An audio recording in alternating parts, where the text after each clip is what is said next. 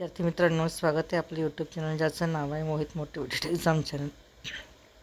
आज आपण बघणार आहोत महा-टी-ई-टी म्हणजे महाराष्ट्र राज्य शिक्षक पात्रता परीक्षा 2016 साली घेण्यात आलेल्या पेपर 1 मधील बालमानसशास्त्र आणि अध्यापनशास्त्र या विषयातील प्रश्न मागील भागापर्यंत आपण मराठी विभागातले प्रश्न बघितली होती. जर व्हिडिओ बघितला नसेल तर व्हिडिओ डिस्क्रिप्शन बॉक्समध्ये टाकलेले आहेत. चला आता मग सुरुवात करूया मानसशास्त्रीय व अध्यापनशास्त्रीय या विषयाला. प्रश्न क्रमांक 61. नॉर्मन इजी यांनी सांगितलेल्या प्रभुत्व संपादन उपपत्तीचे खालीलपैकी कोणते वैशिष्ट्य नाही?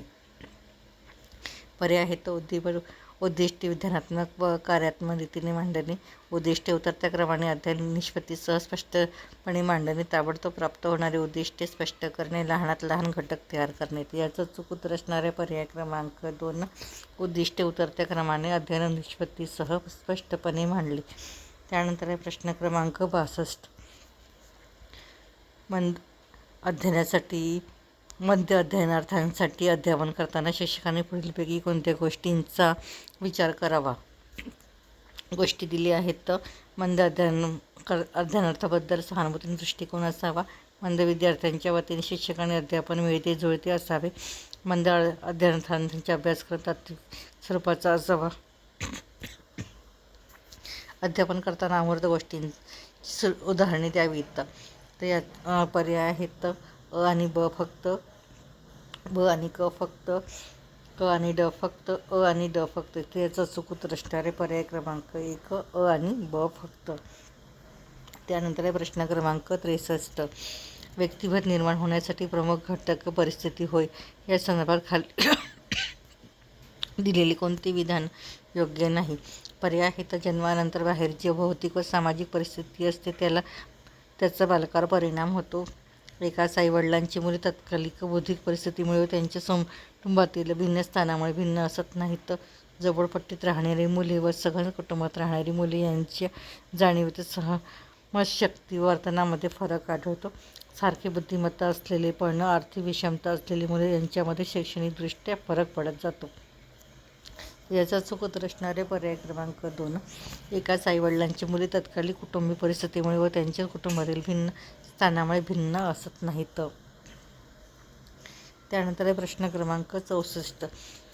अनुवंशाच्या अध्ययनावर परिणाम होतो. या विधानाला खालीलपैकी कोणते विधान पुष्टी देतात? विधान आहेत अध्ययनात विद्यार्थ्यांच्या जन्माचा क्षमतांचा विचार आवश्यक असतो. बालकाच्या विकासाची दिशा अनुवंशिकतेवरून ठरवता येते. प्रत्येकाची प्रवृत्ती व कल लक्षात घेऊन अध्ययन प्रक्रियेचे नियोजन व मापन करावे. बालकांची आढळणारी व्यक्ती भिन्नता ही अनुवंशिकतेच्या भिन्नतेमुळे आढळते. पर्याय आहेत अ आणि ब फक्त, अ क आणि ड फक्त, ब क आणि ड फक्त, अ ब क आणि ड सर्व. याचा चूक उत्तर असणारे पर्याय क्रमांक 4. अ ब क आणि ड सर्व. त्यानंतर आहे प्रश्न क्रमांक 65. अभ्यासक्रम नियोजन, सूचना व कृती आणि मूल्यमापन या 4 टप्प्यातून केली जाणारी कृती म्हणजे अध्यापन असे मत खालीलपैकी कोणत्या शिक्षण तज्ज्ञांनी मांडले? पर्याय आहेत शेफलर, डंकन, गेज आणि स्किनर. याचा चूक उत्तर असणारे पर्याय क्रमांक 3 स्किनर. प्रश्न क्रमांक 66. खाली दिलेल्या मानसशास्त्रज्ञांची नावे व त्यांनी दिलेल्या बुद्धिमत्तेच्या व्याख्या यांच्या जोड्याचा पर्याय कोणता? एकीकडे आपल्याला मानसशास्त्रांच्या नावांची व्याख्या दिलेली आहेत आणि दुसरीकडे मानसशास्त्रज्ञांची नावे दिलेली आहेत. सुरुवातीला व्याख्या: नव्या परिस्थितीत यशस्वीरित्या समायोजन, पूर्वानुभवाद्वारे नैसर्गिक कल सुधारण्याची क्षमता, अध्ययन क्षमतांचे संयुक्त संघटन. नंतर चौथा आहे बदलत्या परिस्थितीत नव्या गरजा भागविण्यासाठी लागणारी विचारशक्ती. तर मानसशास्त्रांची नावं आहे Gates, William James McDougall, William Stern. तर नव्या परिस्थितीचे यशस्वीरित्या समायोजन हे विल्यम जेम्स यांची व्याख्या आहे. त्यानंतर आहे पूर्वानुभवाच्या आधारे नैसर्गिक कल सुधारण्याची इच्छा, ही व्याख्या आहे मॅकडूगल यांची. तर अध्ययन क्षमतांचे संयुक्त संघटन म्हणजे बुद्धिमत्ता, ही व्याख्या आहे गेट्स यांची. आणि चौथं आहे बदलत्या परिस्थितीचं गरजा भागविण्याची लागणारी विचारशक्ती म्हणजे बुद्धिमत्ता ही आहे विल्यम स्टर्न यांची व्याख्या.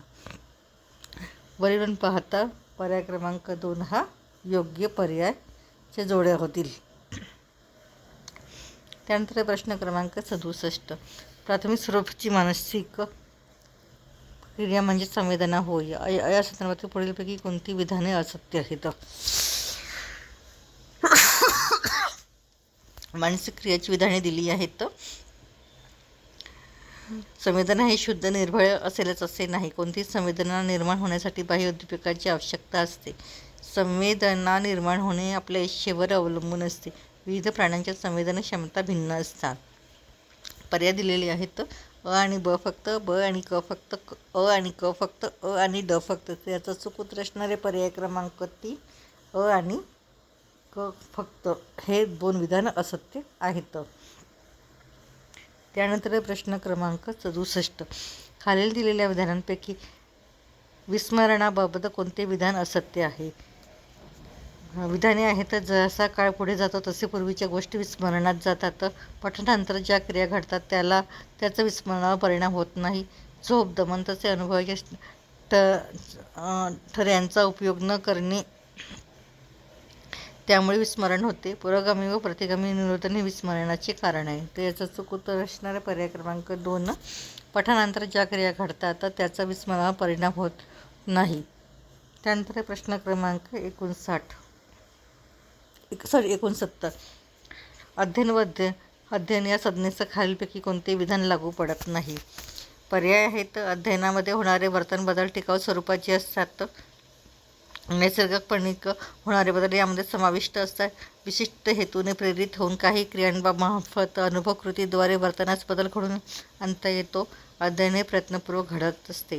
याचं चूक उत्तर असणारे पर्याय क्रमांक 2 नैसर्गिकपणे होणारे बदल यामध्ये समाविष्ट असतात. त्यानंतर आहे प्रश्न क्रमांक 70. खाली दिलेल्या समस्यांपैकी कोणती समस्या स्वमग्न मुलांची समस्या नाही? पर्याय आहेत. स्वमग्न मुलांना कोणताही बदल आवडत नाही.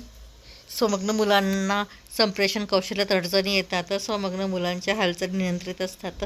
स्वमग्न मुले स्वतःलाच इजा होण्याची भीती बाळगत नाही. याचा चूक उत्तर असणारे पर्याय क्रमांक 3 स्वमग्न मुलांच्या हालचाली नियंत्रित असतात. यानंतरचे प्रश्न आपण पुढील भागात बघूयात. व्हिडिओ आवडल्यास व्हिडिओला लाईक करा, शेअर करा, कमेंट्स करा आणि जर चॅनलवर नवीन असाल तर चॅनलला सबस्क्राईब करायला विसरू नका.